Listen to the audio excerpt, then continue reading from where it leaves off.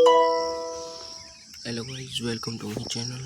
तो हरियाणा की काउंसलिंग के लिए नोटिस आ चुका है और हरियाणा की काउंसलिंग चालू होने वाली है।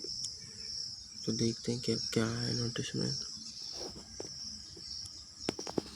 Counselling for admission to MBBS courses in all government college, aided, private, unaided, medical college and dental institute including those under SGT university मोडेरा तो दोस्तों ये सारी यूनिवर्सिटीज़ इन्होंने इंक्लूड कर रखी है। आइए देखते हैं काउंसलिंग शेड्यूल क्या है। पहला प्रोसेस है कि रजिस्ट्रेशन कब से चालू है। 21 तारीख से चालू है रजिस्ट्रेशन। 21 तारीख से चालू है और 25 तारीख तक ख़त्म है। तो 25 तारीख के रात को 12 बजे तक रजिस्ट्रेशन चालू होंगे। और ये वेबसाइट है ये जो मैंने अंडरलाइन कर रखी है। Submission of choices of courses institute and choice locking कब से चालू होगी। चॉइस लॉकिंग चालू हो जाएगी तुम्हारी 21 तारीख से और 25 तारीख तक चॉइस लॉकिंग चलेगी, वही सेम टाइम है। फिर एलोकेशन ऑफ सीट्स की अलॉटमेंट कब हो जाएगी। सीट्स की अलॉटमेंट हो जाएगी आपको 27 तारीख को। 27 तारीख को आपको सीट की अलॉटमेंट हो जाएगी और ईमेल के थ्रू आपके पास बताते जाएगा कि आपको कौन सा कॉलेज अलॉट हुआ है। ठीक है दोस्तों। तो और आपको भी तभी बता दिया जाएगा कि 27 तारीख को ही कि आपको कौन सा कॉलेज अलॉट हुआ है। Online disposition of tuition fees only through admission web portal. और फीस सबमिशन कब होगा। ऑनलाइन ही करना है फीस सबमिशन, तो वो होगा 27 तारीख से 1 तारीख तक। 27 तारीख से 1 तारीख तक। फिर 7th स्टेप क्या है दोस्तों। 7th स्टेप है डॉक्यूमेंट वेरिफिकेशन कैंडिडेट्स का, जो 2 तारीख से होगा चालू और 2 तारीख से लेकर 4 तारीख तक सुबह 9 बजे तक चालू होगा। और कहाँ पर होगा। PGI रोहतक में होगा, UHS रोहतक और श्रुष्टा ऑडिटोरियम में डॉक्यूमेंट वेरिफिकेशन होगा आपका। और एडमिशन लेटर डाउनलोड करना है आपको वेरिफिकेशन का, जो आपके पास आया है सक्सेसफुल डॉक्यूमेंट का, वो आ जाएगा। अगर आपका डॉक्यूमेंट वेरिफिकेशन सक्सेसफुल रहा होगा तो आपको एक लेटर आएगा, एडमिशन लेटर आएगा आपको, वो आपको डाउनलोड करके वहाँ पे ले जाके दिखाना पड़ेगा। और लास्ट डेट कब है ज्वाइनिंग की अलॉटेड इंस्टीट्यूट में, वो है 5 तारीख शाम को 5 बजे तक। ठीक है दोस्तों। तो ये कुछ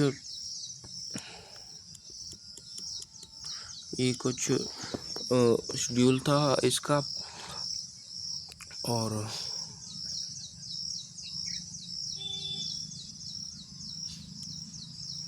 ये कुछ शेड्यूल था। अब इसके बाद दोस्तों ये एक नोटिस दे रखा है इन्होंने इसमें क्या बताया है। इन्होंने इसमें बताया है कि इसमें कि फेक लोगों के चक्कर में, फेक पीपल के चक्कर में पीपल को पासवर्ड नहीं बताना है।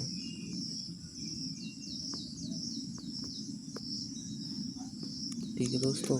तो ये नोटिस आया है PGI रोहतक की तरफ से कि अपना ID पासवर्ड किसी और को ना दें और किसी और पर्सन पे ना कराएं काउंसलिंग, खुद ही करें, क्योंकि बहुत सारे फ्रॉड हो सकते हैं आपके साथ, इसलिए किसी को अपना ID पासवर्ड ना दें। फिर इसके बाद एक और नोटिस आया दोस्तों, उसमें पढ़ते हैं क्या है।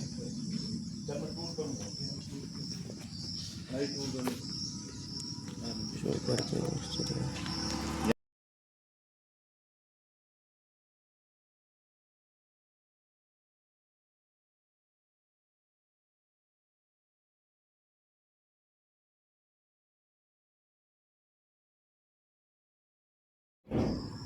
दोस्तों ये है जिसमें डॉक्यूमेंट मांगे गए हैं आपसे। क्या क्या डॉक्यूमेंट मांगे गए हैं? पहला है मेट्रिकुलेशन, मतलब कि आपको वो 10th और 12th का सर्टिफिकेट और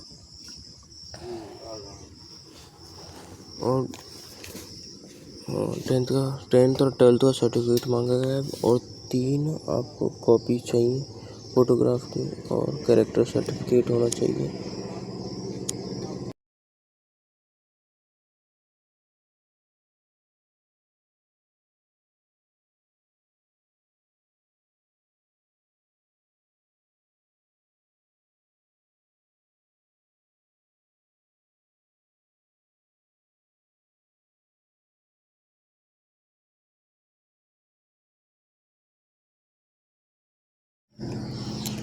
फिर उसके बाद दोस्तों क्या मांगा? कैरेक्टर सर्टिफिकेट, जो आपके जहाँ से आपने 12th किया वहीं से बनेगा वो कैरेक्टर सर्टिफिकेट, तो आप जाके बनवा सकते हैं, क्योंकि वो बहुत ज़रूरी है। अगर आपका एक भी डॉक्यूमेंट गलत सबमिट हो गया तो आपकी जो सीट अलॉट हुई है वो कैंसिल हो सकती है दोस्तों। तो इसलिए कोई गलती ना करें आप, यही बेहतर होगा। और इसके बाद कैरेक्टर सर्टिफिकेट के बाद आपको रेजिडेंट सर्टिफिकेट दिखाना पड़ेगा कि आप हरियाणा के हैं, तो उसमें आपको डोमिसाइल बनवाना पड़ेगा। आप सीएससी सेंटर से जाके डोमिसाइल बनवा सकते हैं। तो 4 पॉइंट्स हो गए। फिर उसके बाद अगर आपके पास कोई कास्ट सर्टिफिकेट है या फिर कोई अदर सर्टिफिकेट है जो आपको बेनिफिट कर रहा है, तो वो आपको दिखाना पड़ेगा क्या वो ओरिजिनल है। वो आपका सर्टिफिकेट चेक करेंगे, तो आप प्लीज़ ओरिजिनल भी लेके जाएं और उसकी फ़ोटोकॉपी भी लेके जाएं।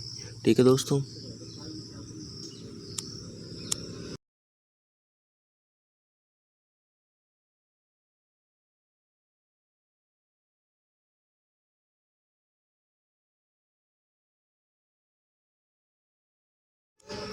और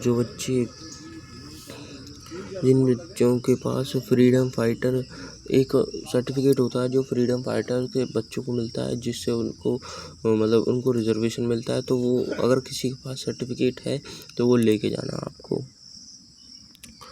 और अगर जिसके पास EWS है उसको EWS का लेके जाना है।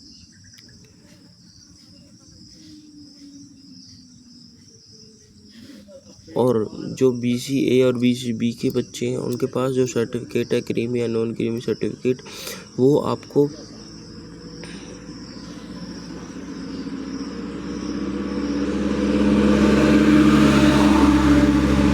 आपको 1 तारीख को इशू हो गया था।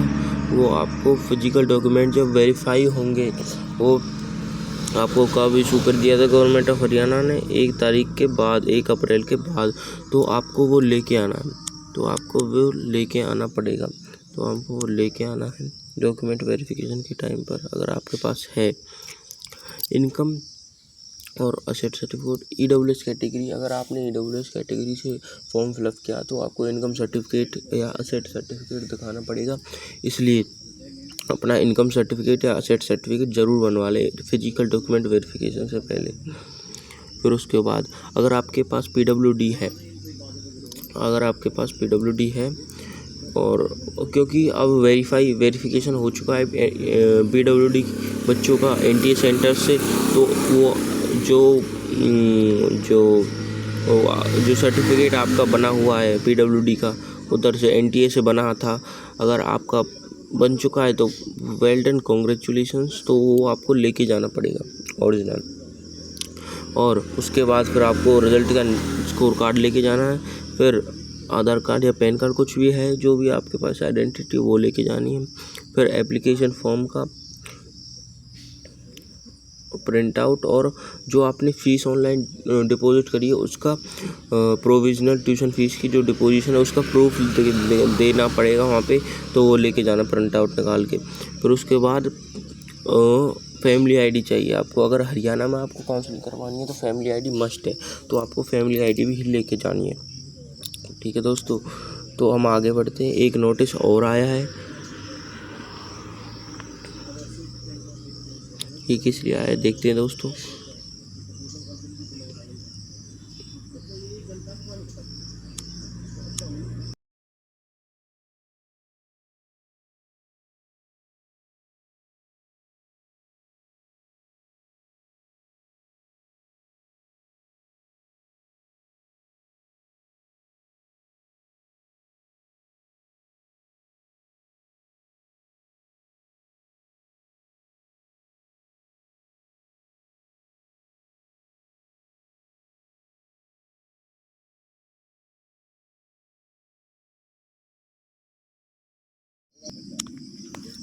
तो दोस्तों ये जो नोटिस आया है ये किसके लिए, ये इसलिए इसमें ये बता रखा है कि जो रजिस्ट्रेशन की फ़ीस है, जो रजिस्ट्रेशन की फ़ीस है वो नॉन रिफंडेबल है,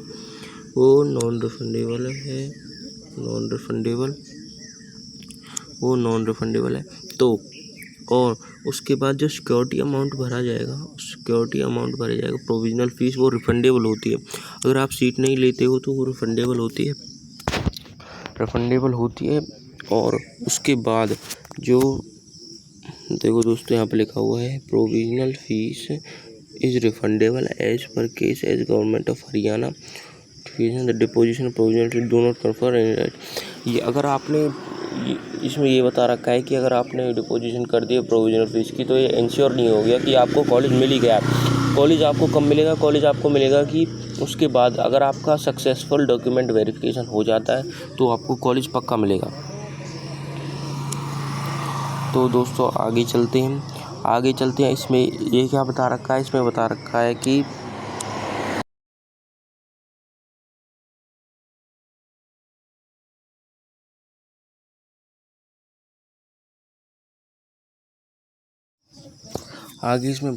दोस्तों अगर आपकी तरफ से कोई भी पेमेंट में दिक्कत आ रही है या आप सही टाइम पे पेमेंट नहीं कर पा रहे हैं या पेमेंट फेलियर हो रहा है तो इन्होंने कहा है कि हम जिम्मेदार नहीं होंगे, DMER जिम्मेदार नहीं होगी, जो स्टेट एडमिशन कमेटी है हरियाणा की वो जिम्मेदार नहीं होगी। और ये भी बताया कि जो बच्चे अपनी काउंसलिंग करा रहे हैं वो रेगुलरली विजिट करते रहें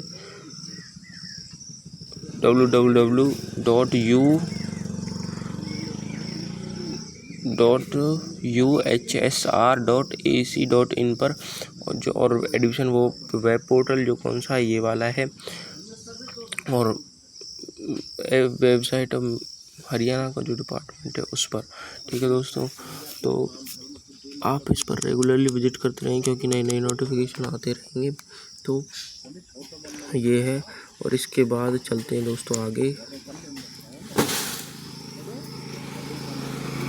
ये आया दोस्तों, तो दोस्तों ये क्या है? नोटिस है। अब स्टेट के जो PWD वेरिफिकेशन होंगे स्टेट के, तो जो बच्चे NTA की तरफ से रिजेक्ट हो गए थे वो यहाँ पर जा सकते हैं। PGI रोहतक में होगा PWD वेरिफिकेशन, वो आपको अगर वेरीफाई कर देते हैं तो आप स्टेट के लिए PWD कैटेगरी में वेरीफाई हो जाएंगे। और ऐसे उन्होंने एक नोट लिखा है, नोट में क्या लिखा है कि जो बच्चे ऑलरेडी वेरीफाई हो चुके हैं वहाँ से NTA सेंटर से तो वो वहाँ पर ना जाएं, ज़रूरत नहीं है उन्होंने, तो वही सर्टिफिकेट लगा सकते हैं। तो दोस्तों जो बच्चे NTA सेंटर्स की तरफ से रिजेक्ट हो गए तो वो वहाँ पर जा सकते हैं।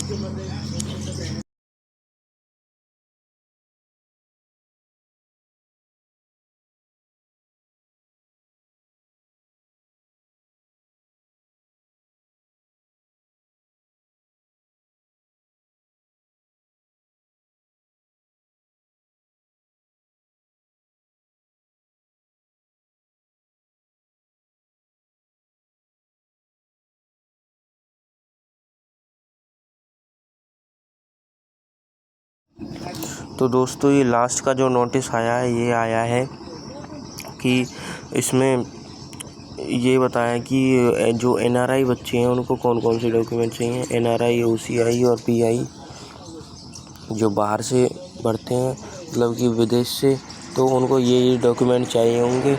आप पढ़ लेना, मैं आपको डिस्क्रिप्शन में इसका लिंक डाल दूँगा तो आप जाके देख सकते हैं। अगर आप इनमें से एक भी डॉक्यूमेंट अगर मिस करते हैं तो आपकी जो सीट अलॉटेड हुई है वो कैंसिल हो सकती है और आप कॉलेज मिलने से रह सकते हैं। तो कृपया करके गलती ना करें। अगर आप गलती करेंगे तो आपका एडमिशन होने का चांस बहुत कम हो जाएगा। इसलिए प्लीज़ गलती ना करें, अपना अच्छे से वेरिफिकेशन कराएं हैं। और जो बच्चे रिजेक्ट हो गए थे वो जा सकते हैं दोबारा पीजीआई रोहतक, वहाँ पे अपना फिजिकल वेरिफिकेशन PWD वेरिफिकेशन करा सकते हैं। अगर वहाँ पे उनका हो जाता है तो बहुत अच्छा है, वेल डन। इसलिए और जिन बच्चों का ऑलरेडी वेरिफिकेशन हो चुका है वो वेरीफाई एलिजिबल हो गए हैं PWD वेरिफिकेशन के लिए, तो वहाँ पर बेशक से ना जाएं। दोस्तों थैंक यू, और चैनल को सब्सक्राइब करें, बेल आइकन दबाएं, शेयर करें और कमेंट करें, और ऐसी वीडियो जानने के लिए हमारे चैनल से जुड़े रहें। धन्यवाद।